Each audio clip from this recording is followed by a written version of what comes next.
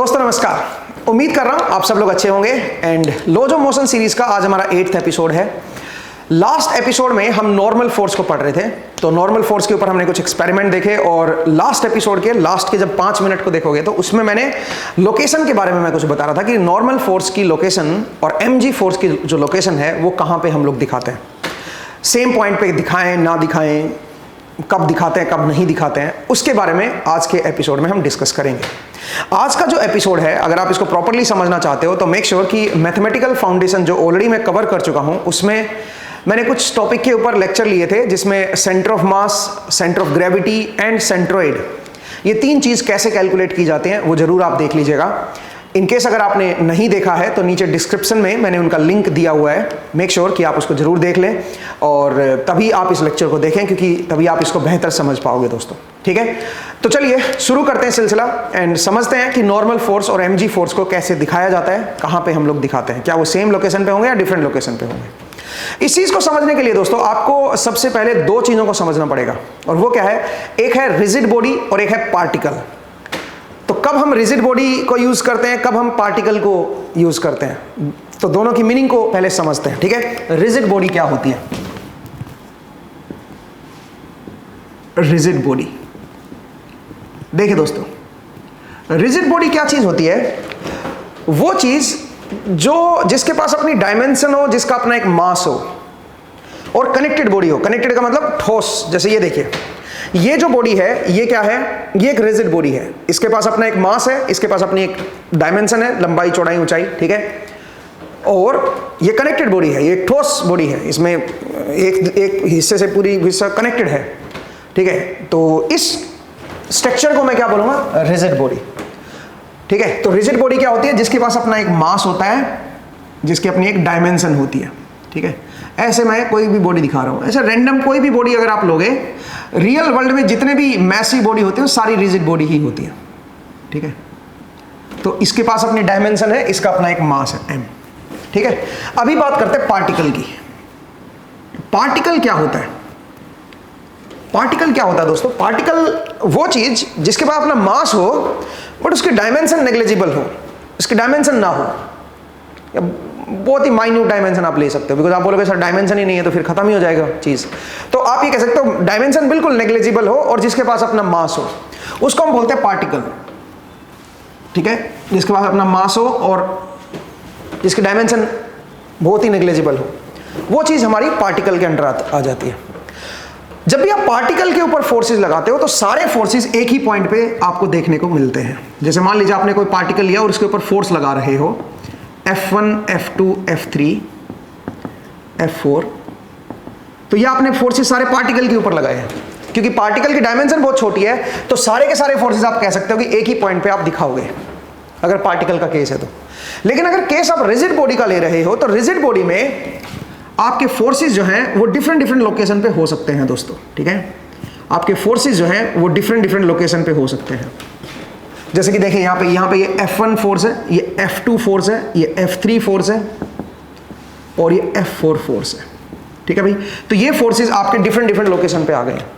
यहाँ पे लोकेशन बड़ा इंपॉर्टेंट रोल प्ले करेगी। आगे चल के आप देखिएगा कि रिजिड बॉडी में जो लोकेशन है फोर्सेस की वो कितना रोल प्ले करती है। लेकिन जब पार्टिकल की बात होती है तो सारे के सारे फोर्सेस को आप एक पॉइंट पे दिखा सकते हो। अब जब भी किसी बॉडी का मोशन एक पर्टिकुलर डायरेक्शन में हो रहा होता है, जिसमें रोटेशन ना हो बॉडी के पास, बॉडी में ट्रांसलेट कर रही है, सोचिए जैसे मान लीजिए ये मेरे पास रिजिड बॉडी है, क्योंकि प्रैक्टिकली जो भी आपकी बॉडी होते हैं वो सारी की सारी क्या होते हैं, रिजिड बॉडी होती हैं, सबका अपना डायमेंशन होती है। बिकॉज आप प्रैक्टिकल वर्ल्ड की अगर आप बात करोगे तो प्रैक्टिकल वर्ल्ड में कोई भी मैसिव बॉडी अगर आप लोगे तो उसका अपनी एक डायमेंशन होगी, तो डायमेंशन होगी तो उसको हम रिजिड बॉडी बोलेंगे।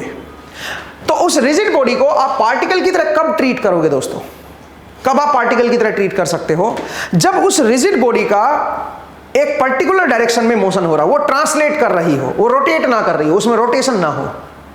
अगर कोई ऐसा मोशन है जिसमें वो बॉडी ट्रांसलेट कर रही है सिर्फ, इन दैट केस आप रिजिड बॉडी को पार्टिकल की तरह ट्रीट कर सकते हो और उसके ऊपर लॉज ऑफ मोशन अप्लाई कर सकते हो। जैसे न्यूटन सेकंड लॉ लिखाते हैं ना आप लोग, तो न्यूटन सेकंड लॉ में F net equal to mass into acceleration आप बोलते हो। तो अगर रिजिड बॉडी का ट्रांसलेट कर रही है, केवल एक डायरेक्शन में मूव कर रही है, वो रोटेट नहीं कर रही है, उसमें रोटेशन नहीं है, कई बार क्या होती है, बॉडी आगे भी चलती है और रोटेट भी करते हुए चलती है, तो उसमें रोटेशन आ जाता है। जब भी कोई चीज का रोटेशन अगर आ गया तो हम रिजिड बॉडी को पार्टिकल की तरह ट्रीट नहीं करेंगे, क्योंकि पार्टिकल का रोटेशन नेग्लिजिबल, पार्टिकल कोई रोटेट थोड़ी ना करता है, पार्टिकल का रोटेशन थोड़ी ना हो सकता है, डायमेंशन ही बहुत छोटी है, ठीक है, तो रोटेशन का तो सवाल ही नहीं पैदा होता। तो जब भी ऐसी रिजिड बॉडी जो ट्रांसलेट कर रही है और वहां पे जब आपको लॉज ऑफ मोशन लगाने हो, तो आप उस रिजिड बॉडी को पार्टिकल की तरह ट्रीट कर सकते हो और सारे फोर्सेस को, ये सारे के सारे फोर्सेस को एक पॉइंट पे दिखा सकते हो, एक पॉइंट पे आप दिखा सकते हो, ठीक है। आई होप आपको समझ आएगी कब रिजिड बॉडी को हम पार्टिकल की तरह दिखाते हैं। आगे चल के आप देखिएगा, हम जब रोटेशन को पढ़ेंगे तो रोटेशन में रिजिड बॉडी को जब हम देखेंगे तो रिजिड बॉडी के रोटेशन में आपको ये इनके जो पोजीशन है वो बड़ी इंपॉर्टेंट रोल प्ले करेगी, कहां पे कौन से फोर्सेस लग रहे हैं।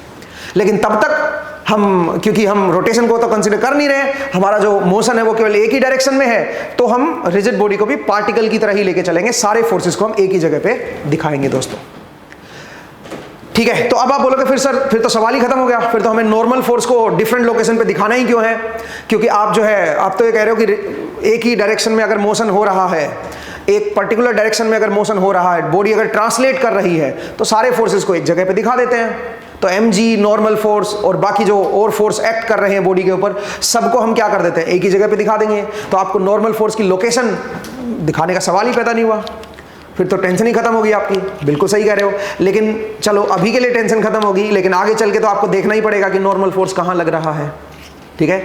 तो ये तो आपको देखना ही पड़ेगा, तो बेहतर है अभी समझ लेते हैं इस चीज़ को, क्योंकि नॉर्मल फोर्स तो मैं पढ़ा ही रहा हूँ आपको, तो साथ साथ हम इसकी लोकेशन को भी समझ लेते हैं। चलिए तो जरा इसकी लोकेशन को समझते हैं। तो जरा देखिए दोस्तों, सबसे पहले तो डिफरेंट कब बनेगी लोकेशन, उसको जरा समझते हैं। जरा देखिए, मान लीजिए मेरे पास कोई सरफेस है, ये मेरे पास कोई सरफेस है, ठीक है, यहां पे मेरे पास कोई सरफेस है, मान लीजिए कि फ्रिक्शनलेस सरफेस है, और इस सरफेस के ऊपर एक ब्लॉक रखा हुआ है। इस ब्लॉक को आप साइड से देख रहे हो तो आपको इसकी जो विड्थ है वो नहीं नजर आ रही है। सोचिए आपको, मतलब आप इधर से देख रहे हो इस ब्लॉक को, ऐसे सामने से, तो आपको अंदर की जो चौड़ाई है ये वाली, ये आपको नजर नहीं आ रही है, ठीक है, सामने से देख रहे हो। तो इस ब्लॉक का मास है अपना m, और इस ब्लॉक के ऊपर कोई फोर्स लग रहा है, यहाँ पे F फोर्स में लगा रहा हूं, और यहां पे एक mg फोर्स लग रहा होगा। अब ऑब्वियसली इस ब्लॉक के ऊपर एक और फोर्स भी लग रहा होगा, नीचे वाला जो सरफेस है वो इस ब्लॉक के ऊपर एक और फोर्स लगा रहा होगा, जिसको हम बोलेंगे नॉर्मल फोर्स। और जो नॉर्मल फोर्स है वो आपका यहां पे नहीं लगेगा, कहीं समवेयर एल्स लगेगा normal force. Obviously normal force को कॉन्टेक्ट पे दिखाएंगे ना हम लोग, तो जो कॉन्टेक्ट सरफेस है नीचे वाला और ये ब्लॉक का, तो नीचे वाला जो सरफेस है इस ब्लॉक के ऊपर एक नॉर्मल फोर्स लगाएगा, और वो जो नॉर्मल फोर्स होगा वो mg जहां पे आपने दिखाया है वहां पे आप नहीं दिखाओगे। सबसे पहले तो इस mg को कहां दिखाओगे, इस mg को दिखाएंगे हम लोग सेंटर ऑफ ग्रेविटी पॉइंट पे। इस ब्लॉक का अपना एक सेंटर ऑफ ग्रेविटी पॉइंट होगा, उस सेंटर ऑफ ग्रेविटी पॉइंट पे हम mg को दिखाएंगे, ठीक है।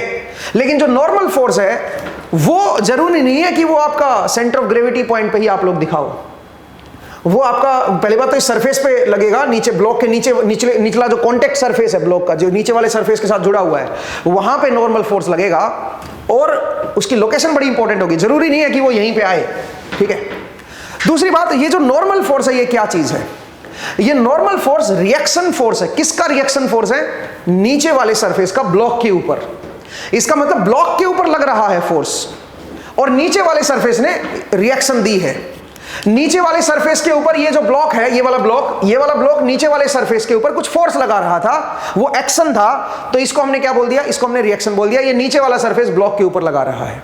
अच्छा, एक चीज और ध्यान रखिएगा, कई लोग ये सोचते हैं कि ये जो mg और n है ये एक्शन रिएक्शन पेयर है। ये एक्शन रिएक्शन पेयर नहीं है दोस्तों। क्यों? क्योंकि ये सेम बॉडी के ऊपर अप्लाई हो रहा है, ये भी ब्लॉक के ऊपर लगाया गया है, ये भी ब्लॉक के ऊपर लग रहा है, तो इसको हम एक्शन रिएक्शन पेयर नहीं बोलेंगे।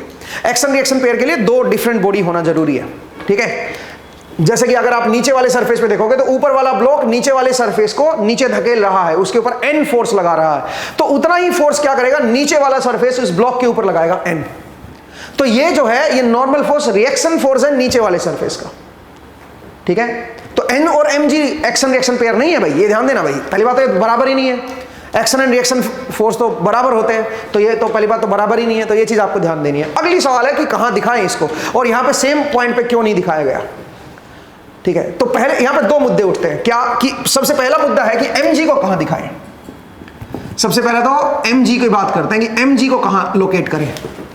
mg फोर्स लोकेशन, एक तो ये देखते हैं mg फोर्स लोकेशन। दूसरा जो है वो क्या है हमारा, दूसरा है normal force location. Normal force location, इसको जरा समझते हैं। लेकिन आपको एक बात बता दूं, जब तक ये ब्लॉक एक ही डायरेक्शन में मूव कर रहा है, सोचिए इधर मूव कर रहा है ब्लॉक, रोटेट नहीं कर रहा, ट्रांसलेट कर रहा है इधर, तो आप इस पूरे ब्लॉक को क्या मान सकते हो, एक पार्टिकल की तरह मान के और सारे के सारे फोर्सेस को ऐसे दिखा सकते हो, एक ही जगह पे दिखा सकते हो। ठीक है, जहां तक सवाल किसका है, जहां तक सवाल आपका ट्रांसलेशनल मोशन का है। अगर ये ब्लॉक जब तक ट्रांसलेट कर रहा है, इसमें रोटेशन नहीं है, और आप अगर लॉज ऑफ मोशन लगाना चाहते हो तो इसको एक पार्टिकल की तरह दिखा के आप लगा सकते हो लॉज ऑफ मोशन। ठीक है, तो ये चीज आपको ध्यान देनी है। लेकिन अगर इसको एक रिजिड बॉडी की तरह लेके चलोगे, और जो कि हमें लेके चलना चाहिए क्योंकि आइडली तो ये रिजिड बॉडी ही है, तो उस केस में इनकी लोकेशन जो है बड़ी इंपॉर्टेंट हो जाएगी। तो सबसे पहले बात करते हैं mg फोर्स की लोकेशन की। mg फोर्स कहां लगाया जाता है?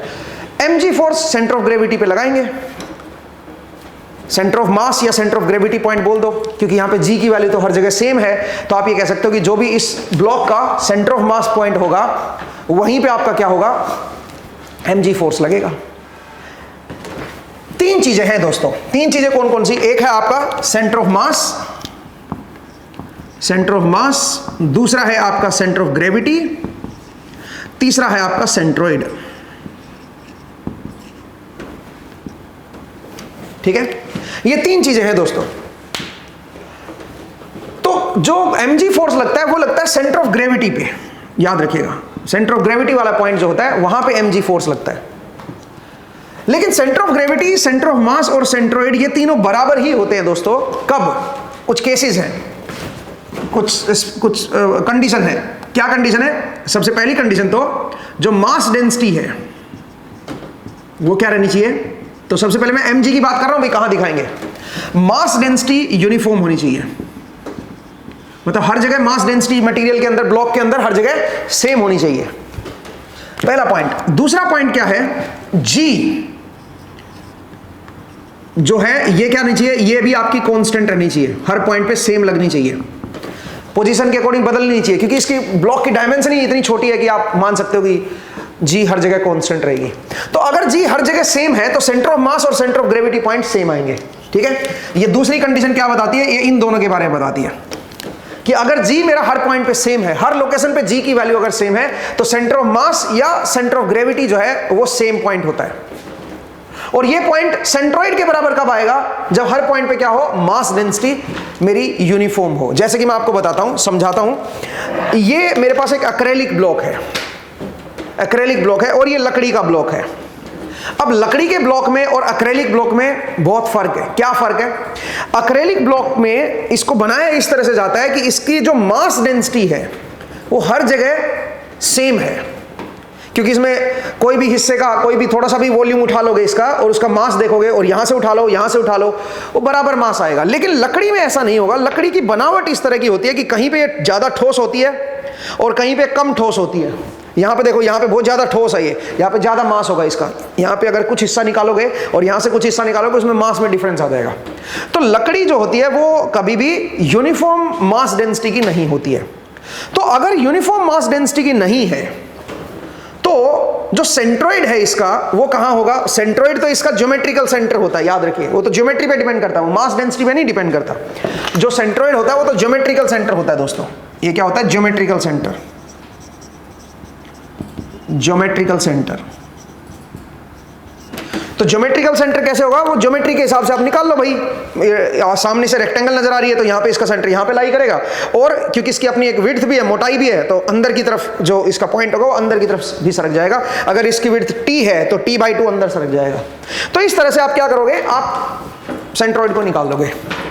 अब सेंट्रोइड पॉइंट ही मेरा सेंटर ऑफ ग्रेविटी या सेंटर ऑफ मास होगा। ठीक है, ये तो दोनों बराबर ही होते हैं ना भाई। क्यों बराबर है ये दोनों, बताओ? क्योंकि जी की वैल्यू हर जगह सेम है, तो इनको तो छोड़ ही दो ना आप, इनके ऊपर तो कोई डिस्कशन ही नहीं। ये दोनों तो बराबर ही आ गए। मुद्दा यह है कि सेंट्रोइड जो होगा, जो ज्योमेट्रिकल सेंटर होगा, क्या वही मेरा सेंटर ऑफ ग्रेविटी पॉइंट होगा? तो सेंट्रोइड पॉइंट जो है वही मेरा सेंटर ऑफ ग्रेविटी पॉइंट बनेगा अगर मेरी मास डेंसिटी कैसी है, यूनिफॉर्म। जैसे कि यहां पे देखिए, यहां पे ज्योमेट्रिकल सेंटर जो है वो बिल्कुल इसके मिडिल में है, बिल्कुल इसके अंदर है। ठीक है, T/2 अंदर चले जाओ और यहाँ पे जो सामने जो रेक्टेंगल नजर आ रही है आपको उसके अंदर की तरफ चले जाओ, उसके सेंटर में देखो और T/2 अंदर चले जाओ, वो ज्योमेट्रिकल सेंटर है। लेकिन जरूरी नहीं है कि वहां पे mg एक्ट कर रहा हो। mg कहां एक्ट करेगा बताओ? उसके लिए इसकी सेंटर ऑफ ग्रेविटी पॉइंट चाहिए, और सेंटर ऑफ ग्रेविटी पॉइंट क्योंकि इसकी मास डेंसिटी यूनिफॉर्म नहीं है, ये यूनिफॉर्म मास डेंसिटी वाला मटेरियल नहीं है, तो ऐसा हो सकता है कि जिस तरफ मास ज्यादा हो उधर टिल्ट हो रखा हो mg फोर्स। कई बार क्या होता है, कई बार इस तरह का मटेरियल होता है कि उसमें जो मास है वो इस इधर वाले हिस्से में ज्यादा है, इधर वाले हिस्से में ज्यादा मास है, ठीक है, इधर वाले में कम मास है, तो ज्योमेट्रिकल सेंटर तो इसका यहां लाई करेगा, बट mg फोर्स इसका यहां पे लाई करेगा। जो इसका सेंटर ऑफ ग्रेविटी पॉइंट होगा वो समवेयर यहां पे कहीं होगा। तो इसका मतलब आपको देखना होगा कि सेंटर ऑफ ग्रेविटी कैसे निकालते हैं, वहां पे आप mg को दिखाओगे। मुझे उम्मीद है आपको ये समझ आया कि और ये मैंने समझा रखा है भाई, नीचे डिस्क्रिप्शन में लिंक दे रखा है, वहां पे जरूर देख लीजिएगा कि कैसे निकालते हैं, सेंट्रोइड कैसे निकालते हैं, सेंटर ऑफ ग्रेविटी कैसे निकालते हैं। मान लीजिए मैं कोई यूनिफॉर्म डेंसिटी का कोई ट्रायंगुलर ब्लॉक ले लेता है, इस तरह का ऐसा कोई ब्लॉक है मेरे पास, और इसकी विड्थ मैं बात नहीं कर रहा हूँ, विड्थ भी होगी इसके अंदर की तरफ t, बट आप क्योंकि सामने से देख रहे हो तो आपको तो एक ट्रायंगल नजर आएगा। तो ट्रायंगुलर ब्लॉक का अगर रो क्या है मेरी मास डेंसिटी है, किलोग्राम पर मीटर क्यूब, अगर वो यूनिफॉर्म है हर जगह पे, तो इसका जो सेंट्रोइड पॉइंट लाई करेगा वही सेंटर ऑफ मास होगा, वही सेंटर ऑफ ग्रेविटी होगी, क्योंकि जी तो हर जगह कांस्टेंट है ना, तो जी हर जगह कांस्टेंट है, तो ये दोनों तो खैर बराबर ही हो गए। मुद्दा ये है कि ये इसके बराबर है कि नहीं है। तो अगर रो मेरी यूनिफॉर्म है तो आप ये कह सकते हो जो ज्योमेट्रिकल सेंटर होगा वही मेरा सेंटर ऑफ ग्रेविटी होगा, और वहीं पे आप mg को दिखा दोगे। सही है, आई होप आपको ये समझ आया। तो इस लेक्चर को जरूर लगा लें जिसमें मैंने ये एक्सप्लेन किया है। मुद्दा है नॉर्मल फोर्स को। नॉर्मल फोर्स को कैसे दिखाया जाता है वो भी जरा देख लेते हैं। तो मैं इसको रब कर रहा हूं भाई। तो मैंने सबसे पहले बताया कि mg को कैसे दिखाएंगे, अब बात करते हैं नॉर्मल फोर्स को कैसे दिखाओगे। नॉर्मल फोर्स को दिखाने के लिए नीचे वाले सरफेस को स्टडी करना बहुत जरूरी है। नीचे वाले सरफेस को देखना है। अगर नीचे वाला सरफेस डिफॉर्मेबल है, डिफॉर्मेबल का मतलब है थोड़ा सा जैसे गद्दा होता है हमारा घर में जिस पे आप सोते हो, ठीक है, तो वो गद्दा हो, या फिर कोई मिट्टी हो, अलग अलग सॉइल की मिट्टी होती है ना, ठीक है, किसी जगह पे अलग तरह की मिट्टी है, किसी थोड़े से रीजन में अलग तरह की मिट्टी है, तो किसी जगह सॉफ्ट मिट्टी है और उसके अगले हिस्से में थोड़ा सा दूर जाते हो तो अलग मिट्टी होती है, नरम मिट्टी होती है। तो उससे क्या होगा, उससे आपका जो नॉर्मल फोर्स लगता है वो अलग अलग जगह पे अलग अलग लगता है। मतलब क्या है इस बात का, मतलब जरा देखिए क्या है, मैं इसको जरा रब कर रहा हूं भाई। अगर आप इस डायग्राम को देखो तो इस डायग्राम में नीचे वाला, मान लीजिए नीचे हमने कोई गद्दा लगाया हुआ है, यहाँ पे जो नीचे वाला सरफेस है वो जैसे आप जो सोते हो जिस पे, वो वाला गद्दा लगाया हुआ है हमने, ठीक है। अब ये वाले हिस्से पे मैं कोई फोर्स लगा रहा हूं तो ऑब्वियसली इधर वाला हिस्सा थोड़ा ऊपर की तरफ टिल्टेड होगा, हल्का सा, चलो टिल्टेड ना भी हो, बट इधर वाले हिस्से पे नीचे की तरफ जो कांटेक्ट पॉइंट है वो इतना अच्छा नहीं बन रहा, लेकिन पिछला जो हिस्सा होगा इस ब्लॉक का वो ज्यादा नीचे दबा रहा होगा नीचे वाले सरफेस को। तो इसका मतलब है जो रिएक्शन फोर्स होगा वो हर जगह यूनिफॉर्म नहीं है दोस्तों। इस हिस्से में रिएक्शन फोर्स थोड़ा ज्यादा होगा, और जितना आप आगे आते जाओगे उतना जो रिएक्शन फोर्स है वो क्या होता जाएगा, वो आपका कम होता चला जाएगा, वो आपका कम होता चला जाएगा। तो आप देख सकते हो कि जो रिएक्शन फोर्स है वो मेरा अलग अलग लोकेशन पे मतलब डिस्ट्रीब्यूट हो रखा है। ये जो मेरा फोर्स है, रिएक्शन फोर्स, ये मेरा डिस्ट्रीब्यूट हो रखा है, और इन सब का मुझे एक रिजल्टेंट नॉर्मल फोर्स में, इन सब का जो रिजल्टेंट है वो ये मेरा एंड है। तो इन सब का रिजल्टेंट कहां दिखाएं हम लोग, हमें वो अब निकालना पड़ेगा। तो कई बार क्या होता है दोस्तों, कई बार ये सिचुएशन आ जाती है कि नॉर्मल फोर्स जो है वो एग्जैक्टली उसी जगह नहीं लाई करता जहां पे mg होता है। mg तो आपका ज्योमेट्रिकल सेंटर पे लग जाएगा अगर रो की वैल्यू मेरी कांस्टेंट है, तो मास डेंसिटी अगर मेरी यूनिफॉर्म है तो। बट जो नॉर्मल फोर्स है वो तो नीचे वाला सरफेस डिसाइड करेगा ना, कि नीचे वाला सरफेस जो है अलग अलग जगह पे कैसे इसके ऊपर फोर्स लगा रहा है ब्लॉक के ऊपर। अगर अलग अलग जगह पे अलग अलग फोर्स लगा रहा है तो उन सब का क्या करना पड़ेगा, उन सब का मुझे एक रिजल्टेंट फोर्स जो n है उसकी लोकेशन निकालनी पड़ेगी कि वो कहां लाई करेगा। अब ये लोकेशन कैसे निकालते हैं उसको जरा समझते हैं। तो तो इस सिचुएशन को हम लोग पढ़ते हैं, इस सिचुएशन को हम लोग बोलते हैं डिस्ट्रीब्यूटेड लोडिंग। इसको क्या बोला जाता है? Distributed loading. तो डिस्ट्रीब्यूटेड लोडिंग के केस में रिजल्टेंट फोर्स को कहां दिखाया जाता है वो जरा समझते हैं, ठीक है। तो चलिए दोस्तों पढ़ते हैं डिस्ट्रीब्यूटेड लोडिंग। आपको समझ आया होगा कि नॉर्मल फोर्स को अलग जगह पे हम क्यों दिखाएं, ठीक है। आपको ये समझ आया होगा कि नॉर्मल फोर्स को ऐसे हम क्यों दिखाते हैं, डिफरेंट जगह पे क्यों दिखाते हैं। तो उसके लिए हमें पढ़ने की जरूरत है डिस्ट्रीब्यूटेड लोडिंग। डिस्ट्रीब्यूटेड लोडिंग हमें इसका सब जहां जो ये फोर्स है जो अलग अलग जगह पे अलग अलग लग रहा है, इधर की तरफ ज्यादा गद्दा फोर्स लगा रहा है ब्लॉक के ऊपर और इधर की तरफ कम फोर्स लगा रहा है, क्योंकि इधर ऑलरेडी एक एफ काम कर रहा है ना। भाई आप सोचिए ब्लॉक है मेरे पास, इस ब्लॉक के ऊपर थ्रेड बांध के मैं इसको थोड़ा सा ऊपर की तरफ फोर्स लगा रहा हूं और नीचे गद्दा लगा हुआ है, तो गद्दा इधर वाली तरफ ज्यादा फोर्स लगा रहा होगा ऊपर की तरफ, इधर वाली तरफ कम फोर्स लगा रहा हूं क्योंकि ऑलरेडी इधर टिल्टेड है ना, इधर से ऊपर उठा रखा है हमने हल्का सा। तो फोर्स हर जगह सेम नहीं रहा, नॉर्मल वाला फोर्स बदल रहा है, वो एक तरह से एक्स का फंक्शन बन गया है मेरे पास। तो हमें क्या करना पड़ेगा, हम इनका सबका एक रिजल्टेंट फोर्स निकालना पड़ेगा और उसकी एक लोकेशन भी निकालनी पड़ेगी। ऐसी कंडीशन को जिसमें फोर्स अलग अलग जगह पे अलग अलग होता है, इसका मतलब फोर्स डिस्ट्रीब्यूट हो रखा है, इस कंडीशन को क्या बोलते हैं? Distributed loading. तो डिस्ट्रीब्यूटेड लोडिंग के केस में रिजल्टेंट फोर्स कैसे कैलकुलेट करते हैं और कहां पे दिखाते हैं, ये जरा अपने को समझने की जरूरत है। तो चलिए उसको जरा समझते हैं कि डिस्ट्रीब्यूटेड लोडिंग के केस में कहां पे हम रिजल्टेंट फोर्स को दिखाएं और कितना दिखाएं, कैसे इनका रिजल्टेंट निकालें, वो जरा समझते हैं, ठीक है। तो चलिए दोस्तों जरा इस चीज को देख लेते हैं।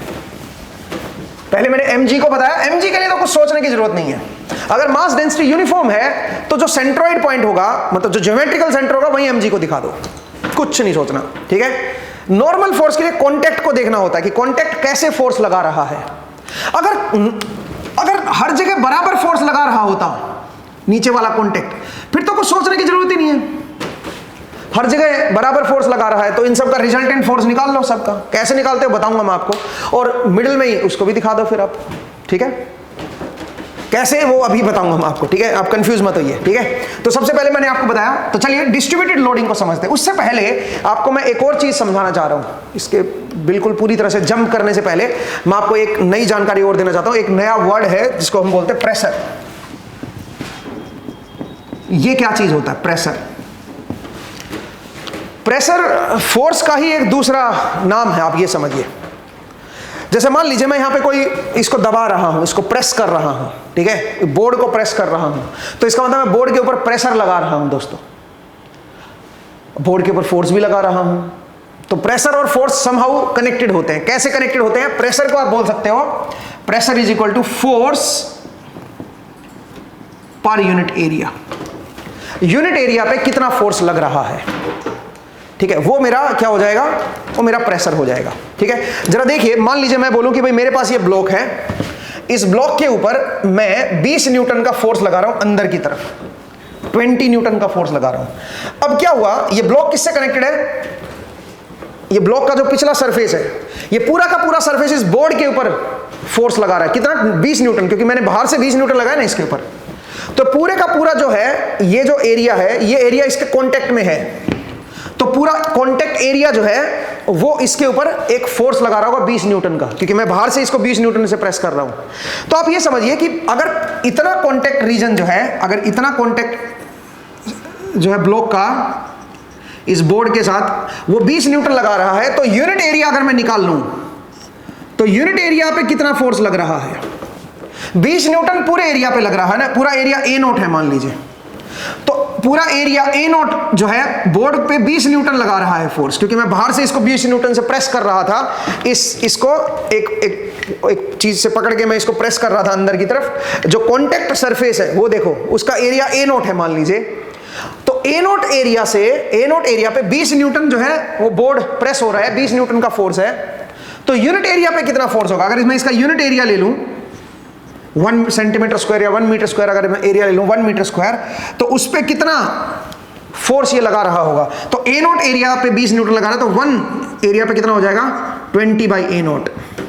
1 मीटर स्क्वायर एरिया पे कितना हो जाएगा? 20 बाई ए नोट। ये हो जाएगा न्यूटन पर मीटर, न्यूटन पर मीटर स्क्वायर। इसको हम क्या बोलेंगे? प्रेशर। तो प्रेशर क्या होता है? यूनिट एरिया पे कितना फोर्स पड़ रहा है, उसको हम बोलते हैं प्रेशर, और कुछ नहीं है, ठीक है। तो प्रेशर जो है वो फोर्स से ही बनता है, force per unit area, unit area पे कितना फोर्स आप लोग लगा रहे हो उसको हम प्रेशर बोलेंगे। अब जरा देखिए, अभी अभी जो मैंने आपको सिचुएशन बताई ब्लॉक की, कि ब्लॉक जो है मान लीजिए वो एक नीचे सरफेस के ऊपर रखा हुआ है, नीचे कोई सरफेस है, और ये जो सरफेस है ये कैसा है बताइए, डिफॉर्मेबल सरफेस है। सोचिए ये डिफॉर्मेबल सरफेस है, जैसे गद्दा होता है, ठीक है, और इसके ऊपर मैंने कोई एफ फोर्स इधर लगाया। ऑब्वियसली इसका जो mg है वो तो इसकी ज्योमेट्रिकल सेंटर, इसकी रो मेरी कैसी है, रो मेरी यूनिफॉर्म है दोस्तों, रो का मतलब मास डेंसिटी किलोग्राम पर मीटर क्यूब, वो मेरी यूनिफॉर्म है। तो mg कहां पे लग जाएगा बताओ, mg इसके सेंटर पे, इसका ज्योमेट्रिकल सेंटर पे लग जाएगा, क्योंकि ज्योमेट्रिकल सेंटर ही इसका सेंट्रोइड बनेगा। ज्योमेट्रिकल सेंटर को सेंट्रोइड बोलते हैं, उस वही पॉइंट मेरा सेंटर ऑफ ग्रेविटी हो जाएगा। लेकिन जो नॉर्मल फोर्स अगर आप दिखाओगे तो नॉर्मल फोर्स जो है वो नीचे वाला सरफेस लगाएगा, और नीचे वाला जो सरफेस है उसके ऊपर ये ब्लॉक प्रेशर डाल रहा है, प्रेशर डाल रहा है, तो उस प्रेशर के हिसाब से नीचे वाला जो सरफेस है वो वापस इसको रिवर्ट करेगा, रिएक्शन देगा। इस हिस्से में ज्यादा प्रेशर है नीचे वाले के ऊपर, नीचे वाले सरफेस पे ज्यादा प्रेशर है इस हिस्से पे, इस हिस्से पे कम प्रेशर है, तो कम प्रेशर है तो यहां पे फोर्स भी कम हो जाएगा ऊपर की तरफ, और यहां पे फोर्स भी ज्यादा हो जाएगा। तो प्रेशर से ही क्या बनता है, फोर्स बनता है, बिकॉज इसका कांटेक्ट सरफेस रहा होगा ना कुछ, इस ब्लॉक का नीचे वाले गद्दे के साथ कुछ कांटेक्ट सरफेस रहा होगा, तो कांटेक्ट सरफेस है तो इसका मतलब उस सरफेस पे ये प्रेशर डाल रहा है ऊपर वाला ब्लॉक, तो उसका जो रिएक्शन है वो नीचे वाला सरफेस देगा।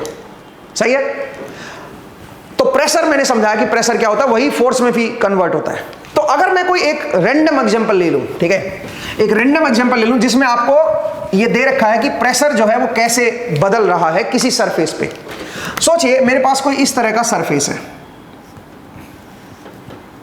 ये कोई सरफेस है, और इस सरफेस पे अलग अलग जगह पे अलग अलग प्रेशर है। सोचिए प्रेशर जो है वो वेरी कर रहा है, ये एक्स डायरेक्शन है मेरी,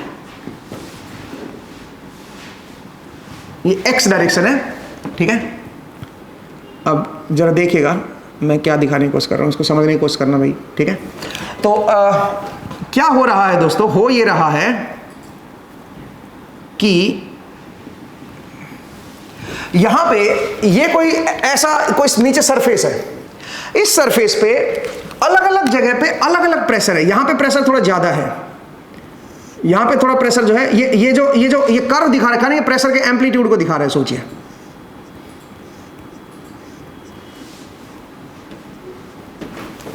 ठीक है, इसके ऊपर प्रेशर है P नॉट, P एक्स के साथ वेरी कर रहा है भाई P। अच्छा ये इसका विड्थ है W, इसकी विड्थ है W, यहां पे x की वैल्यू मान लीजिए 0 है, यहां पे x की वैल्यू मान लीजिए D है।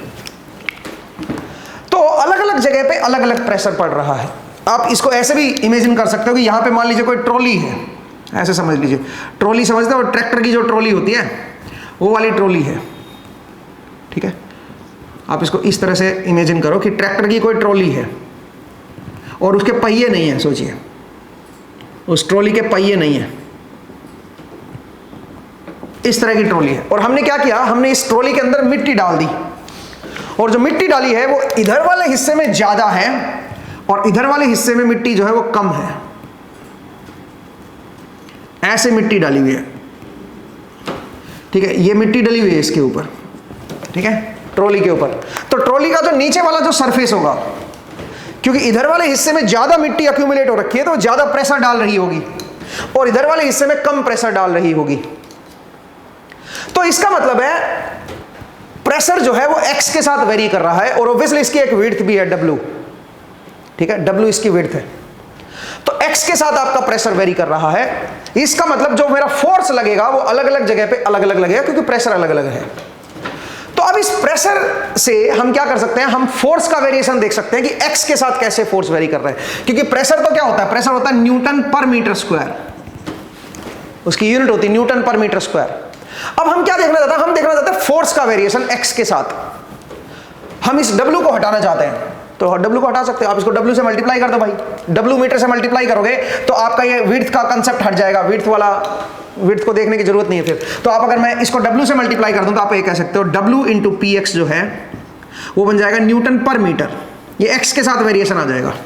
ये स्टिल फोर्स नहीं है, फोर्स का वेरिएशन है, ये फोर्स का एक तरह से डिस्ट्रीब्यूशन आ गया हमारे पास कि फोर्स जो है वो x के साथ कैसे वेरी कर रहा है, क्योंकि न्यूटन पर मीटर रहेगा ना, W हटा दिया ना आपने, आपने इसको 1 डायमेंशन बना दिया, 2 डायमेंशन बना दिया, ये 3D था पहले ना, तो W से तो कोई फर्क नहीं पड़ रहा ना, वेरिएशन तो केवल X की तरफ हो रहा है। W तो सिर्फ हमें ये बता रहा है कि अंदर की तरफ कितना है, जितना भाई अगर यहां पे कोई प्रेशर की कोई वैल्यू है, सोचिए इस पॉइंट पे, तो थोड़ा अंदर जाओगे तो वहां पे भी प्रेशर की वैल्यू उतनी ही रहेगी ना, नहीं समझे? प्रेशर की वैल्यू उतनी रहेगी ना, क्योंकि अंदर तो मिट्टी उतनी है ना भैया। तो आप तो सामने से देख लो, बस सामने से अगर आपको पता चल जाए कि कैसा वेरिएशन है, तो अंदर की तरफ जाने की जरूरत नहीं है। फिर अंदर तो जितना यहां पे है उतना यहां पे होगा, उतना यहां पे होगा, उतना यहां पे होगा, जितना अंदर जाओगे वो अंदर की तरफ कोई वेरिएशन नहीं हो रहा, आप समझ रहे हो? तो इसलिए हमने क्या किया, हमने सीधा सीधा W से मल्टीप्लाई कर दिया, इसकी विड्थ से मल्टीप्लाई कर दिया, तो हमारे पास क्या आ गया, ये आ गया W इंटू PX। इसको हम बोलेंगे डिस्ट्रीब्यूटेड लोडिंग, या आप कह सकते हो फोर्स जो है वो पर यूनिट लेंथ कैसे बदल रहा है X के साथ, वो वेरिएशन मुझे पता चल गया कि कितना न्यूटन है पर मीटर। ठीक है, तो ये अब आपको वेरिएशन पता चल गया कि अलग अलग X पे अलग अलग फोर्स कितना लग रहा है।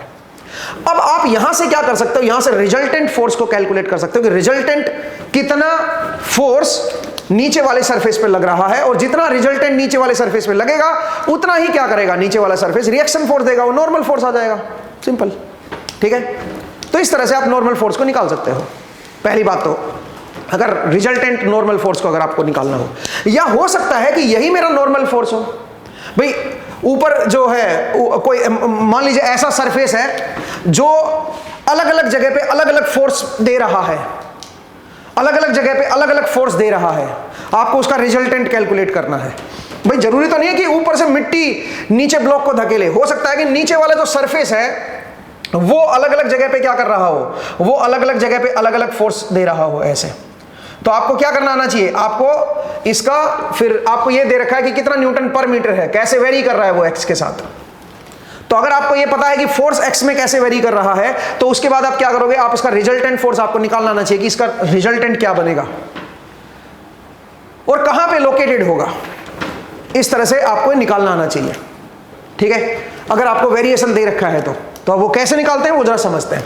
तो मैंने क्या किया, मैंने W से पहले तो प्रेशर को W से मल्टीप्लाई कर दिया, तो फोर्स का वेरिएशन आ गया X के साथ। इसको आप लोड प्रोफाइल भी बोल सकते हो, लोड प्रोफाइल, और सिंपल डिस्ट्रीब्यूटेड लोडिंग भी आप बोल सकते हो। ठीक है, तो चलिए दोस्तों अब हम क्या करेंगे, अब इसका हम रिजल्टेंट कैलकुलेट करना सीखते हैं, और इसकी क्या लोकेशन होगी उसको भी जरा सीखते हैं कि जो मेरा डिस्ट्रीब्यूटेड लोडिंग होगा उसको कैसे हम रिजल्टेंट निकालें। जो लोडिंग डायग्राम होगा, इसको बोलते हैं लोडिंग डायग्राम, इसको क्या बोलते हैं, लोडिंग डायग्राम।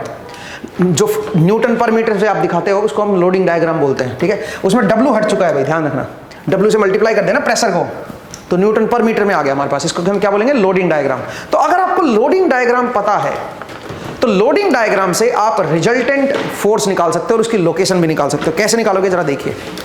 देखिए दोस्तों, सबसे पहले सबसे सिंपल केस लेके चलते हैं, जरा देखिए।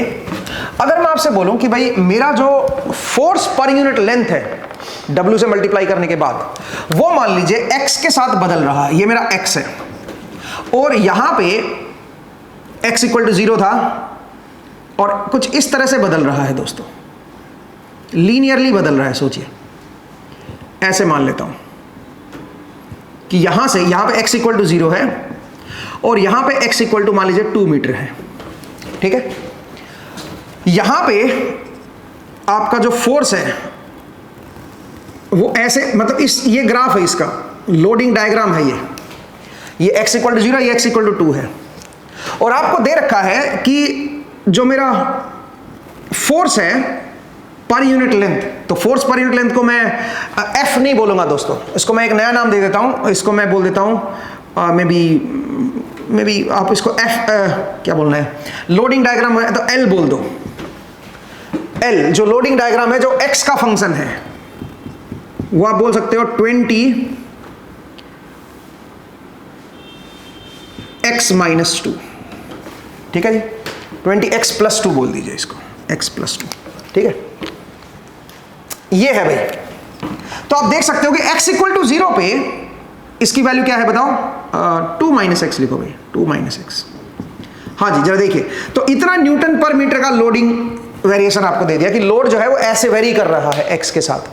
x इक्वल टू 0 पे कितना फोर्स लग रहा है बताओ, 40 न्यूटन का, और x इक्वल टू 2 पे क्या लग रहा है, 0 न्यूटन का फोर्स लग रहा है। आप देख सकते हो, तो फोर्स जो है ऐसे वेरी कर रहा है, सोचिए x के साथ। तो अगर ऐसे वेरी कर रहा है तो हमें निकालना है रिजल्टेंट फोर्स क्या होगा और कहां पे लोकेशन दिखाएं उसकी, रिजल्टेंट फोर्स की लोकेशन कहां दिखाएं, वो अपने को देखनी है। तो जरा देखिए कैसे दिखाएंगे। सबसे पहले मुझे एक बात बताओ जरा, ये न्यूटन पर मीटर का वेरिएशन है कि कैसे, जो एम्पलीट्यूड है ना ये न्यूटन को दिखा रहा है कि कितना न्यूटन है किसी पर्टिकुलर x डिस्टेंस पे। अगर यहां से आप पर्टिकुलर x डिस्टेंस आओगे, सोचे यहां से अगर आपको जनरल डिस्टेंस x पे आओगे तो x डिस्टेंस पे जो आपका फोर्स लग रहा है वो इतना लग रहा है, ठीक है। फोर्स पर यूनिट लेंथ जो है वो इतना है, माफ कीजिएगा, x डिस्टेंस पे फोर्स पर यूनिट लेंथ इतना है। तो अगर मैं x डिस्टेंस आके कोई dx लेंथ ले लूं, इसकी कोई dx लेंथ ले लूं, तो इस dx वाले रीजन में कितना फोर्स लग रहा होगा बता सकते हो? इस dx वाले में कितना लग रहा होगा? अच्छा दूसरी बात यहां पे देखिएगा, मैंने एक गड़बड़ और कर दी है। क्या गड़बड़ की है बताओ? इसको जो 40 न्यूटन बोला है यहां पे क्या होना चाहिए? 40 न्यूटन पर मीटर होना चाहिए। x इक्वल टू 0 पे जो लोडिंग की वैल्यू है वो है 40 न्यूटन पर मीटर, और x इक्वल टू 2 पे जो लोडिंग की वैल्यू है वो क्या है? वो है आपकी 0 न्यूटन पर मीटर, ठीक है। ये लोडिंग है भाई। तो जैसे जैसे मैं x में चलूंगा वैसे वैसे लोडिंग चेंज हो रही है, ठीक है। तो अब अगर मान लीजिए कि कोई जनरल मैं x डिस्टेंस चलूं, तो किसी x डिस्टेंस पे अगर आप लोडिंग देखोगे तो ये है इतना न्यूटन पर मीटर की लोडिंग है। x डिस्टेंस पे मैं पहुंच के dx लेंथ अगर मैं आगे चलूं, सिर्फ dx लेंथ में आगे चल रहा हूं, हल्की सी विड्थ है dx विड्थ अगर मैं आगे चलूं और मैं आपसे पूछूं बताओ इस dx विड्थ पे कितना फोर्स लग रहा है, तो वो जो फोर्स होगा उसको मैं df फोर्स बोल सकता हूं, और df फोर्स जो होगा that will be equal to 20 into 2 minus x into d x. ये हो जाएगा दोस्तों, ठीक है। और डायरेक्शन लिखने की जरूरत है नहीं, ऊपर की तरफ है। तो ये मेरे पास क्या हो जाएगा? स्मॉल फोर्स जो इतने रीजन में लगेगा किसी भी x डिस्टेंस पे, स्मॉल फोर्स जो ऊपर की तरफ लग रहा होगा वो ये लग रहा होगा, ठीक है। अब अपने को क्या करना है? अब अपने को टोटल फोर्स निकाल लेना, इसको इंटीग्रेट कर देना है भाई, 2 माइनस एक्स डी एक्स, और इसको इंटीग्रेट कर देना है कहां से कहां तक? 0 से लेके 2 तक आप इसको इंटीग्रेट कर दो तो आपके पास क्या आ जाएगा? टोटल फोर्स आ जाएगा। तो जरा बताइए कितना बनाइए? 20 मेरे पास बाहर है, इंटीग्रेट करोगे तो 2x minus x square by 2, और यहां पे लिमिट डाल देते हैं 0 से लेकर 2 तक। तो 20 तो बाहर आएगा, इसमें अपर लिमिट डालोगे तो 4 माइनस 2, ये तो अपर लिमिट पे हो गया भाई, माइनस लोअर लिमिट डालोगे तो 0 ही आ जाएगा। तो 40 न्यूटन आ गया भाई। 40 न्यूटन मेरे पास क्या आ गया? रिजल्टेंट फोर्स आ गया Fr, और ये ऊपर की तरफ आएगा दोस्तों। एरो वेक्टर दिखाने की जरूरत नहीं है क्योंकि हम जानते हैं ऊपर की तरफ है। तो ये मेरा रिजल्टेंट फोर्स आ गया दोस्तों। अब अगला सवाल ये है कि चलो रिजल्टेंट फोर्स तो आ गया, और ध्यान से देखो रिजल्टेंट फोर्स इसका एरिया ही है। इस लोडिंग डायग्राम का जो एरिया है ना वही निकाला हमने भाई। ये तो इसकी हाइट थी ना, एम्पलीट्यूड था, एम्पलीट्यूड x के साथ कैसे वेरी कर रहा है ये बता रहा है ये। तो ये तो मेरा एम्पलीट्यूड हो गया, और dx मेरी ये स्ट्रिप की चौड़ाई होगी, ठीक है। तो दोनों को मल्टीप्लाई किया इसको और इसको, तो ये तो स्मॉल एरिया आ गया। स्मॉल एरिया जो लोडिंग डायग्राम होता है उसका स्मॉल एरिया जो है वो फोर्स को दिखा रहा है। तो वहां से आप टोटल एरिया निकाल दोगे तो टोटल फोर्स आ जाएगा। तो इसका मतलब जो लोडिंग डायग्राम होता है, जो न्यूटन पर मीटर में जो आपने डायग्राम दिखाया है, उसका जो एरिया होता है वो रिजल्टेंट फोर्स को दिखा देता है, ठीक है। अब अगर मान लीजिए मेरे पास रिजल्टेंट फोर्स आ गया, अब रिजल्टेंट फोर्स की लोकेशन कैसे निकालें? तो लोकेशन कैसे निकालोगे? लोकेशन निकालने के लिए हम क्या करेंगे? बड़ा सिंपल है भाई। जो ये लोडिंग डायग्राम है इसका सेंट्रोइड निकाल दो बस। देख लो कि कैसा, ये ट्रेंगुलर शेप है ना भाई, यहां पे ज्यादा है यहां पे कम है, तो इसकी ट्रेंगुलर शेप बन गई है। तो ट्रेंगुलर शेप का क्या कर लो बताओ? इसका सेंट्रोइड निकाल लो। जो सेंट्रोइड पॉइंट होगा वो क्या होगा बताओ? वो इसकी लोकेशन हो जाएगी। बड़ा आसान है, आपको सेंट्रोइड निकालना आना चाहिए भाई। अब इसका किसका सेंट्रोइड हम कैसे निकालते हैं? तो अगर आप उसके सेंट्रोइड निकालना आता है तो आप सीधा सीधा वहां पे सेंट्रोइड निकाल के और उस पॉइंट पे आप रिजल्टेंट फोर्स को दिखा सकते हो। अगर नहीं निकालना आता तो कोई बात नहीं, जरा देखिए एक्स बार क्या होता है बताओ? X bar equal to centroid कैसे निकालते हैं? अगर आपने मेरा लेक्चर नहीं लगाया है तो कोई बात नहीं, यहां पे तो आपका हो जाएगा रिजल्टेंट फोर्स जो आपने निकाल लिया ऑलरेडी। और यहां पे क्या लिखोगे? यहां पे आप लिखोगे df जो आपने स्मॉल फोर्स निकाला है ये वाला, इसका जो सेंट्रोइड है वो तो यहीं पे लाई करेगा भाई। ये तो बहुत स्मॉल फोर्स है ना यहाँ पे। तो स्मॉल फोर्स का जो x को, जो स्मॉल फोर्स df लग रहा है उसका जो x कोऑर्डिनेट है वो x पे ही तो है भाई। ये जो स्मॉल फोर्स df है ये कहां लग रहा है बताओ? ये यहां पे लग रहा है, इसी पॉइंट पे लग रहा होगा ना स्मॉल फोर्स। तो इसको बोलते हैं x टिल्डा। तो जो x टिल्डा होगा इनटू df, उसको इंटीग्रेट कर दो ठीक है। एक्स टिल्डा का मतलब क्या है, जो स्मॉल फोर्स लग रहा है या स्मॉल एरिया जो है उसका सेंट्रोइड कहां पे है। स्मॉल एरिया का जो सेंट्रोइड होता है उसको एक्स टिल्डा बोलते हैं दोस्तों। आप वो लेक्चर जरूर देख लीजिएगा तब आपको समझ आ जाएगा, ठीक है। तो x tilde into D F, उसको इंटीग्रेट कर दो पूरे में, एक्स कहां से कहां तक, एक्स मेरा वेरी कर रहा है 0 से लेकर 2 तक, divide by resultant force, divide by D F को इंटीग्रेट कर दो 0 से 2 तक, डिवाइड बाई आप यहां पे ऐसे भी लिख सकते हो डी एफ 0 से लेकर 2 तक। ये मेरे पास क्या आ जाएगा एक्स बार। अब आप बोलोगे सर ये एक्स टिल्डा क्या है, जहां पे आपने डीएफ फोर्स लगाया है, जहां पे स्मॉल एरिया है, स्मॉल एरिया ही तो डीएफ को रिप्रेजेंट कर रहा है। स्मॉल एरिया का सेंट्रोइड कहां पे है, एक्स से कितनी अवे है, तो x इक्वल टू 0 से x ही तो अवे है, ओरिजिन से कितना अवे है ये देखना है ना, तो ओरिजिन से तो x ही अवे है ना भाई। तो आप क्या लिखोगे यहाँ पे x ही लिख दोगे इंटू डीएफ। डीएफ की वैल्यू क्या है बताओ जरा, 20 into 2 minus x D x, ठीक है। और इसको इंटीग्रेट कर दो 0 से लेकर 2 तक, divide by resultant force. Resultant force कितना है 40 न्यूटन, सिंपल। तो अब यहां पे क्या आ जाएगा बताओ जरा, अगर मैं इसको 20 को मैं बाहर ले लेता हूं भाई, ठीक है। अब बताओ ये बन गया 2x का इंटीग्रेशन करोगे तो 2x स्क्वायर अपॉन 2 माइनस यहां पे क्या है बताओ जरा, यहां पे x स्क्वायर बनेगा, x स्क्वायर का इंटीग्रेशन x क्यूब अपॉन 3, आ गया। लिमिट डालोगे तो 0 से लेकर 2 तक ये लिमिट होगी, ठीक है। डिवाइड बाई टोटल आपका 40 आ गया, सही है भाई। इस तरह से आप जो है एक्स बार को कैलकुलेट कर दोगे। 20 से ये कट गया आपका 2, ठीक है, यहां से 2 गया, इसमें अगर मैं लगाऊं तो 1/2 तो मेरा बाहर आ गया दोस्तों, ठीक है। और अपर लिमिट देख लो कहां पे, अपर लिमिट करोगे तो ये क्या बन जाएगा, ये बन जाएगा 4 माइनस इसमें अपर लिमिट करोगे तो 8/3, सही है जी। एक बार देख लीजिए, तो अगर इसको फर्दर सोल्व करोगे तो 4 3 12, 12 माइनस 8 करोगे तो 4/3 और 1 2 है तो 2/3 आ जाएगा।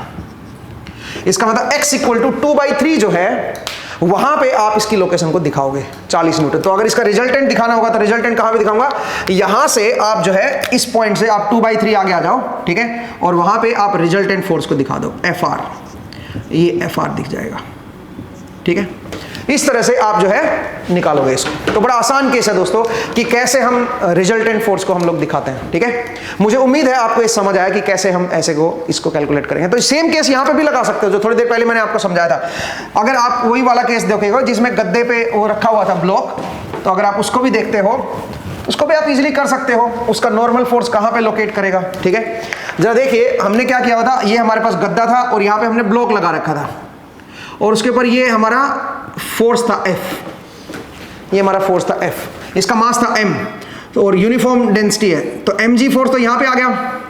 अब नॉर्मल फोर्स जो है वो कहाँ पे दिखाएंगे हम लोग, तो नॉर्मल फोर्स के लिए क्या करोगे, आपको इसकी लोडिंग दिखानी पड़ेगी, इसका लोडिंग डायग्राम बनाना पड़ेगा कि यहाँ पे अगर मेरा x इक्वल टू 0 है, ठीक है, तो x इक्वल टू 0 पे कितना फोर्स लग रहा है और कैसे वो वेरिएशन हो रहा है। जरूर नहीं है वो लीनियर ही वेरी करे, हो सकता है वो x स्क्वायर के साथ ऐसे वेरी करे, एक्सपोनेंशियल ड्रॉप कैसे भी ड्रॉप हो सकता है, नॉट एक्सपोनेंशियल, बट आप ये कह सकते हो यहाँ पे x इक्वल टू 0 है और यहाँ पे मान लीजिए x इक्वल टू 1 है, ठीक है।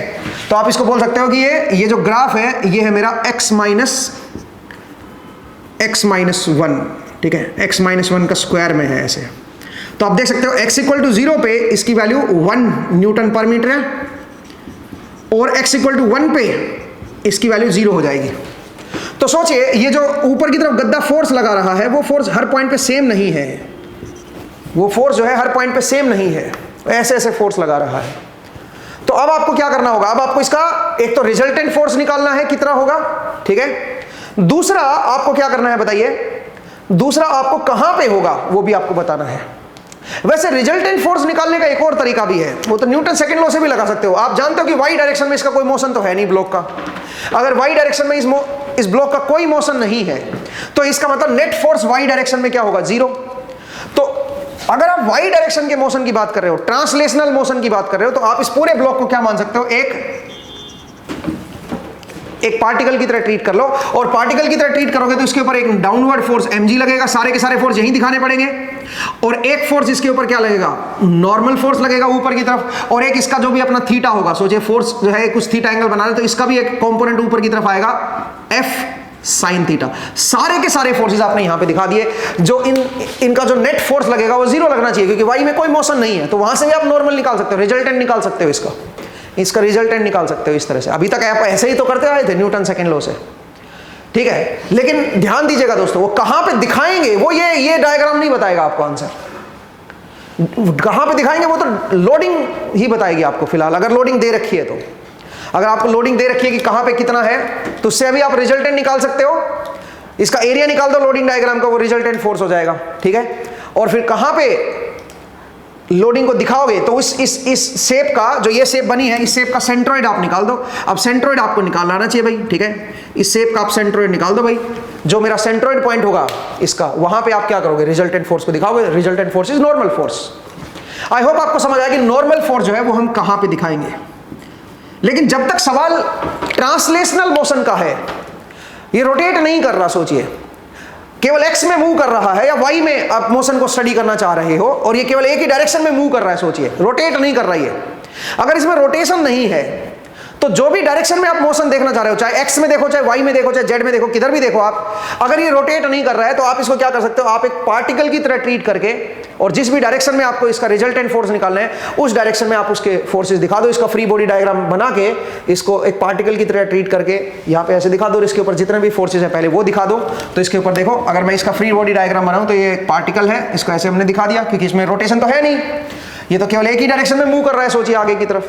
तो मैं बोलूंगा कि इसको एक पार्टिकल की तरह ट्रीट करो, और इसके ऊपर जो फोर्सेज है, एक फोर्स इधर लग रहा है थीटा एंगल पे, ठीक है, एक mg लग रहा है, और एक आपका नॉर्मल फोर्स लग रहा है। सारे के सारे फोर्स मैंने एक ही जगह पे दिखा दिए।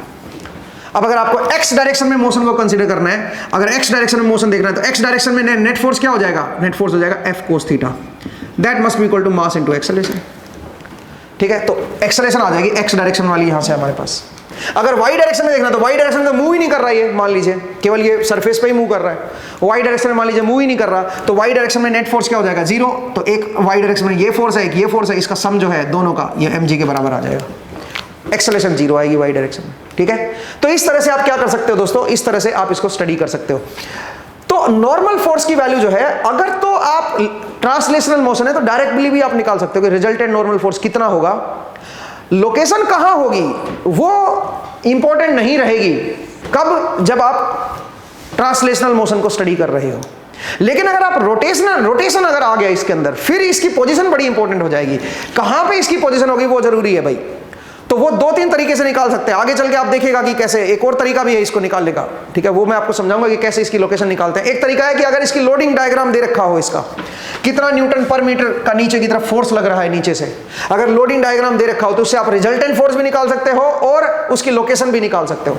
इस डायग्राम का सेंट्रोइड निकाल दो बस, जो सेंट्रोइड पॉइंट होगा वहां पे रिजल्टेंट फोर्स एक्ट करेगा, ठीक है, और कितना एक्ट करेगा वो इसका रिजल्टेंट, आप इसका एरिया निकाल सकते हो। इसका एरिया जो है वो रिजल्टेंट फोर्स होगा। सेंट्रोइड कैसे निकालते हैं वो आपको ऑलरेडी मैं सिखा चुका हूं, ठीक है दोस्तों। तो चलिए अब अगले क्वेश्चन की तरफ बढ़ते हैं और नेक्स्ट क्वेश्चन को जरा डिस्कस करते हैं, ठीक है। आपके पास एक वॉल है, सोचिए यहां पे एक दीवार है और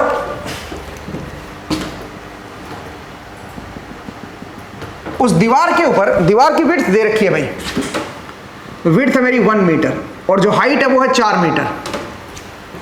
उस दीवार के ऊपर अलग अलग जगह पे प्रेशर अलग अलग है। इस तरफ प्रेशर पड़ रहा है दीवार पे, यहां पे प्रेशर थोड़ा कम है और इधर प्रेशर थोड़ा बढ़ता जा रहा है। जितना आप नीचे जा रहे हो उतना दीवार की वॉल के ऊपर, मतलब जो ये वॉल है इसके ऊपर प्रेशर जो है वो बढ़ता जा रहा है। सोचिए कैसे बढ़ रहा है। अगर मैं यहां पे इस डायरेक्शन को x डायरेक्शन बोल दूं, या चलो z डायरेक्शन बोल दो, यहां पे z की वैल्यू मान लीजिए मेरी 0 है और यहां पे z की वैल्यू मेरे पास 4 है, तो z के साथ आपका मान लीजिए प्रेशर बढ़ रहा है। कितना प्रेशर है वो आपको दे रखा है, मान लीजिए 0.4 z स्क्वायर न्यूटन पर मीटर स्क्वायर। इस तरह से आपका जो प्रेशर है वो इंक्रीज हो रहा है दोस्तों। जैसे जैसे आप नीचे जाते जा रहे हो आपका वॉल के ऊपर जो प्रेशर पड़ रहा है वो बढ़ता जा रहा है। आपको बताना है रिजल्टेंट फोर्स कितना लग रहा है। Find resultant force. एक तो आपको रिजल्टेंट फोर्स बताना है एंड लोकेशन। लोकेशन भी बतानी भाई, किस लोकेशन पे रिजल्टेंट फोर्स लग रहा होगा, कितना लग रहा होगा इस दीवार के ऊपर, तो वो निकालना है अपने को। तो क्या करेंगे सुनिए, सबसे पहले तो देखो यहां पे भी 1 मीटर लेंथ है और यहां पे भी 1 मीटर लेंथ है, तो ये वाली तो एक फिक्स ही लेंथ होगी ना। तो अगर मैं 1 के साथ मल्टीप्लाई कर दूं इसको, तो इसका मतलब मेरे पास क्या आ जाएगा, मेरे पास फोर्स डिस्ट्रीब्यूशन आ जाएगा, डिस्ट्रीब्यूटेड लोडिंग का पता चल जाएगा मुझे। इसको 0.1 मीटर के साथ 1 मीटर के साथ मल्टीप्लाई कर देता हूं, तो ये बन जाएगा 0.4 z स्क्वायर इंटू 1 न्यूटन पर मीटर में आ जाएगा। अब ये इसका मतलब आपको ये पता चलेगा कि फोर्स कैसे वेरी हो रहा है per unit length in z direction. ये वाली डायरेक्शन जो है कि हमने हटा दी, आपको ये पता चलेगा कि z डायरेक्शन में आपका जो फोर्स है वो पर यूनिट लेंथ कैसे चेंज हो रहा है। z डायरेक्शन में फोर्स जो है वो पर यूनिट लेंथ कैसे चेंज हो रहा है वो आपको पता चल गया। अब तो बहुत आसान है भाई। तो अब अगर आप इसको ध्यान से देखोगे, तो अगर मैं इसको हॉरिजॉन्टल बना दूं z को, तो मैं कह सकता हूं z इक्वल टू 0 पे फोर्स मेरा 0 है, और जैसे z बढ़ेगा वैसे वैसे आपका जो फोर्स है वो ऐसे बढ़ेगा। तो यहाँ पे z की वैल्यू 0 ले लो और यहाँ पे z की वैल्यू क्या ले लो, 4 ले लो, ठीक है। तो यहाँ पे आपका जो z के साथ जो फोर्स है वो इस तरह से बढ़ रहा है, 0.4 z स्क्वायर उसकी इक्वेशन बन गई है। इस इक्वेशन के अकॉर्डिंग आपका जो फोर्स है वो per unit, force per unit length बढ़ रहा है, फोर्स नहीं बढ़ रहा है, फोर्स पर यूनिट लेंथ बढ़ रहा है। तो अब आप रिजल्टेंट फोर्स को कैसे निकालोगे, इसका एरिया निकाल दो, ठीक है भाई। अगर मैं किसी z पर्टिकुलर z, कोई रैंडम z लेंथ पे अगर आ जाऊं, कोई जनरल लेंथ z पे आ जाऊं, तो z पे जो फोर्स पर यूनिट लेंथ की वैल्यू है वो तो यही आएगी। तो अगर मैं dz हिस्सा ले लूं, इसका इस स्ट्रिप की लेंथ को dz ले लूं, तो इसका जो एरिया बनेगा वो क्या बनेगा, इसकी ये लेंथ है dz और ये जो हाइट है ये इतनी हाइट है भाई, इसका जो मैग्नीट्यूड है यहाँ पे ये जो मैग्नीट्यूड है फोर्स पर यूनिट लेंथ का वो ये है, और ये जो स्ट्रिप है ये dz है। तो अगर मैं इसका एरिया निकाल लूंगा तो क्या बनेगा, इसका एरिया ये बनेगा 0.4 z स्क्वायर इंटू dz, और ये न्यूटन आ जाएगा। क्यों न्यूटन आ जाएगा, क्योंकि ये मीटर से, dz भी तो मीटर में है ना, ये मल्टीप्लाई होगा तो मीटर से कट जाएगा, न्यूटन में आ जाएगा। इसका मतलब ये जो स्मॉल एरिया है ये स्मॉल फोर्स को रिप्रेजेंट कर रहा है। दीवार को मैंने नीचे लेटा दिया, दीवार नीचे है भाई, दीवार मेरे नीचे है, इसको मैंने हॉरिजॉन्टल बना दिया ना ऐसे, ठीक है। तो ये मेरा पास स्मॉल फोर्स आ गया। अब आपको टोटल फोर्स बताना है, रिजल्टेंट फोर्स बताना है, तो आप क्या कर दो, इसको इंटीग्रेट कर दो। तो बेसिकली जो फोर्स डिस्ट्रीब्यूशन होता है, न्यूटन पर मीटर का जो ग्राफ होता है वो आप प्लॉट कर लो और उसका फिर एरिया निकाल दो टोटल। वो जो एरिया होगा वो रिजल्टेंट फोर्स को दिखाएगा। तो आप बताओ यहाँ पे क्या बन जाएगा, ये बन जाएगा 0.4 z स्क्वायर dz, और इसको इंटीग्रेट कर दो कहां से कहां तक, 0 से लेके 4 तक। आपके पास रिजल्टेंट फोर्स आ जाएगा कि रिजल्टेंट फोर्स कितना होगा। तो बताइए भाई क्या बना, वो बन जाएगा 0.4 और z क्यूब अपॉन 3, तो 4 क्यूब अपॉन 3 ये आ जाएगा दोस्तों। ये मेरे पास रिजल्टेंट फोर्स आ जाएगा, इतने न्यूटन का मेरे पास रिजल्टेंट फोर्स लगेगा दीवार के ऊपर। अगला सवाल है कहां लगेगा, लोकेशन क्या होगी, तो उसके लिए इसका सेंट्रोइड चाहिए। तो एक काम करते हैं, ये जो स्मॉल एरिया लिया है इसका सेंट्रोइड बताओ। आप जानते हो ना x बार क्या आएगा, ये सॉरी z बार क्या बनेगा, z बार बनेगा z tilde into dA divide by dA। dA का मतलब स्मॉल एरिया, मतलब स्मॉल फोर्स। तो z टिल्डा क्या है बताओ, z टिल्डा का मतलब है जो स्मॉल फोर्स है मेरा, उसका जो सेंट्रोइड होगा उसका z कोऑर्डिनेट क्या आएगा, तो z कोऑर्डिनेट z ही आएगा भाई, z टिल्डा तो z ही बनेगा ना, क्योंकि जो मेरा स्मॉल एरिया वो ये है और इसका जो सेंट्रोइड है वो यहाँ पे है, तो इसका जो z कोऑर्डिनेट आएगा वो z ही तो आएगा। इधर की तरफ जो इस पॉइंट का जो कोऑर्डिनेट होगा इस तरफ वो z ही तो होगा, तो z टिल्डा की जगह तो z ही पुट कर दो। और dA जो है वो क्या बन जाएगा, dA मेरा ये बन जाएगा भाई, कितना, ये है मेरा dA 0.4 z स्क्वायर dz, ये मेरा d है। इंटीग्रेट कर दो, z कहां से कहां तक, 0 से लेके 4 तक वेरी कर रहा है, डिवाइड बाई टोटल एरिया। तो टोटल एरिया मतलब टोटल फोर्स ऑलरेडी हम कैलकुलेट कर चुके हैं, वो है 0.4 इंटू 4 क्यूब अपॉन 3। सही है भाई। अब यहाँ पे देखो 0.4 से 0.4 तो कट गया भाई, और ये z क्यूब बनेगा, z क्यूब का इंटीग्रेशन करोगे तो z to the power 4 upon 4, तो 4 टू द पावर 4 अपॉन 4 ऊपर से आ गया, और नीचे क्या बन जाएगा, ये 3 आ जाएगा, और नीचे 4 क्यूब ये बनेगा। तो जरा देखिए दोस्तों, यहाँ पे ये कट गया, ये तो कितना आ गया बताओ, ये मेरे पास 3 मीटर आ गया। इसका मतलब 3 मीटर पे इसका रिजल्टेंट फोर्स लोकेटेड है। तो यहां से, यहां पे z की वैल्यू 0 थी, यहां से 3 मीटर आ जाओ, यहां पे समवेयर, यहां पे z की वैल्यू क्या है 3 मीटर। यहां पे आप जो है रिजल्टेंट फोर्स को दिखाओगे कि इस जगह पे रिजल्टेंट फोर्स मेरा लग रहा है, ठीक है। कितना लग रहा है, वो लग रहा है 0.4 into 4 to the power 3 upon 3 newton. यहां पे फोर्स लग रहा है, सारा का सारा पूरे फोर्स को आप इस जगह लोकेट कर सकते हो। इसका मतलब अगर इस दीवार को सपोर्ट देना हो हमें, हम इस दीवार पे कुछ सपोर्ट लगाना चाहते हो, तो वो सपोर्ट यहां पे लगना चाहिए, इस जगह पे सपोर्ट लगाना पड़ेगा आपको दीवार पे, समझ आया भाई? जैसे आप कोई सपोर्ट लगाते हो ना, कोई लक्कड़ लगाते हो, कोई फट्टा लगाते हो दीवार को रोकने के लिए, तो दीवार को रोकने के लिए जो फट्टा लगाओगे जिससे दीवार गिरे ना इस तरफ, तो वो फट्टा आपको यहां लगाना होगा, समझ रहे हो?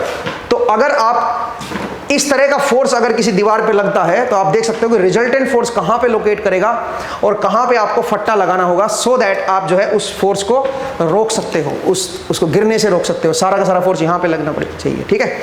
मुझे उम्मीद है आपको ये समझ आया कि किस जगह पे आप रिजल्टेंट फोर्स को दिखाओगे और वहां से फिर नॉर्मल फोर्स दीवार उधर लगाएगी, ठीक है? तो नॉर्मल फोर्स भी इसी के बराबर होगा, रिजल्टेंट फोर्स के बराबर होगा, और कहां पे वो लोकेटेड होगा ये बड़ा इंपॉर्टेंट है। तो आपको क्या करना होता है, आपको पहले न्यूटन पर मीटर का ग्राफ बनाना होता है, मतलब जो फोर्स का डिस्ट्रीब्यूशन है per unit length, force per unit length जो है उसका जो ग्राफ है वो बना दो एक बार।